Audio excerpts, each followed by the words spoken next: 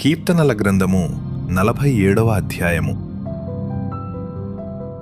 సర్వజనులారా చప్పట్లు కొట్టుడి, జయధ్వనులతో దేవుని గూర్చి ఆర్భాటము చేయుడి.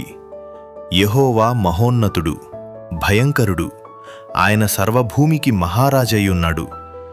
ఆయన జనములను మనకు లోపరుచును, మన పాదముల క్రింద ప్రజలను అనగద్రొక్కును. తాను ప్రేమించిన యాకోబునకు మహాతిశయాస్పదముగా మన స్వాస్థ్యమును ఆయన మన కొరకు ఏర్పాటు చేసియున్నాడు. దేవుడు ఆర్భాటముతో ఆరోహణమాయెను, బూరధ్వనితో యెహోవా ఆరోహణమాయెను. దేవుని కీర్తించుడి, కీర్తించుడి, మన రాజును కీర్తించుడి, కీర్తించుడి. దేవుడు సర్వభూమికి రాజయ్యున్నాడు, రమ్యముగా కీర్తనలు పాడుడి. దేవుడు అన్యజనులకు రాజయ్యున్నాడు. దేవుడు తన పరిశుద్ధ సింహాసనము మీద ఆసీనుడయ్యున్నాడు. జనముల ప్రధానులు అబ్రహాము యొక్క దేవునికి జనులై కూడుకొనియున్నారు.